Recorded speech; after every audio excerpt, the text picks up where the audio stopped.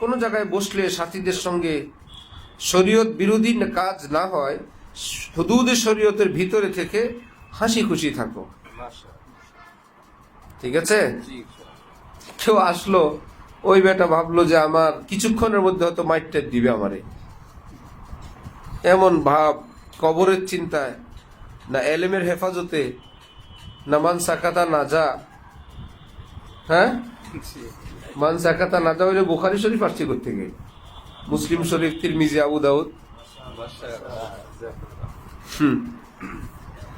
এটা আমাদের মধ্যে ব্যাপক। কোন আগন্তুককে সুন্দরভাবে বরণ করা, এটা যার পর নাই এত কমতি। অথবা কোনো জায়গায় মজলিসে বসলে সব শাহ সাহেব, কে কার থেকে বড় বুজুর্গ, হ্যাঁ, জীবনে একবারও এরকম দেখা যায় নাই। কয়েকজন লোক সামনে বসছে, আল্লাহু আকবার, কতক্ষণ পরে পরে দম ছাড়ে আর আল্লাহ আল্লাহ বলে, এতটা যে উনি পাশে আনপাশে জিকির করে, নিঃশ্বাস ছাড়তে একবার এবং নিঃশ্বাস নিতেও জিকির, লা ইলাহা ইল্লাল্লাহ, নিতে লা ইলাহা আর ছাড়তে কি ইল্লাল্লাহ। ঢঙের কি? মুসলমানের সঙ্গে স্বাভাবিক থাকে, হাসি খুশি। কার সঙ্গে? কি সিনেমায় যাবে, রাস্তায় যাবে, কনসার্টে যাবে? তো মুসলমান নেককার বসছে এক জায়গায়, দিনই কোনো কথা বলেন, হাসি রসিকতার কথা বলেন, গুনাহ না হয়, অনর্থক না হয়, কারো জিল্লত বেইজ্জত না হয়, চেহারার দিকেই তাকানো যায় না। হাত তাকে গিয়ে পরিচয় দেওয়া হয়েছে যে অমুক জায়গার অমুক, যাকে বলা হয়েছে মনে হয় যেন তিনি চিনেন না,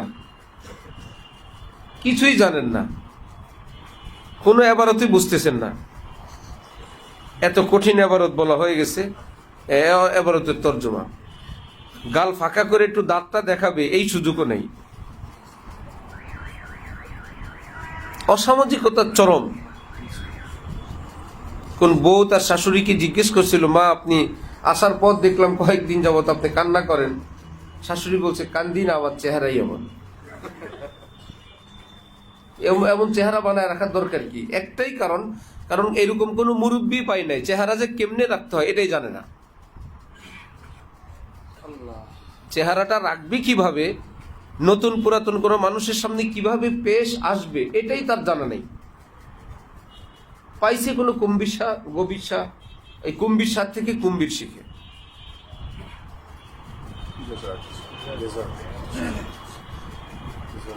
प्यारे बाबा रे, दोस्तों से बातें करना भी इबादत है।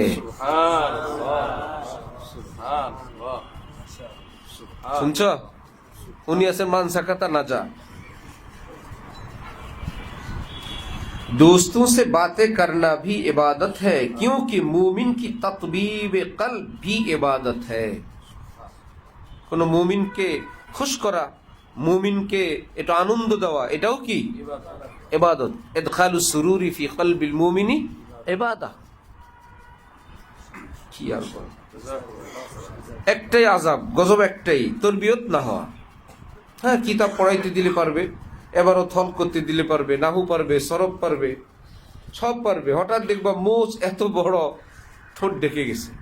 নাহু, সরব, মান্তিক, ফিকহ সব পারবে। দেখবা হাতের কিংবা পায়ের নখ এত বড়, নখের নিচে ময়লাও জমা আছে, যার জন্য উজুবি হয় না, গোসলবি হয় না মুফতি সাহেবের।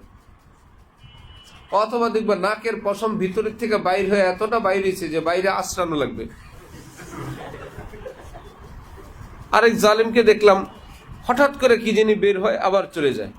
কাছেই গেছি, এখন দেখি নিঃশ্বাস ফেললে ভিতরের থেকে বড় বড় পশম বের হয়, নিঃশ্বাস টান দিলে পশম ভিতরে চলে যায়।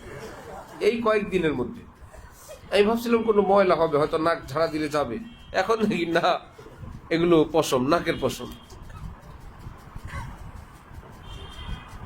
আয়না দেখাও সুন্নত, বুঝছেন?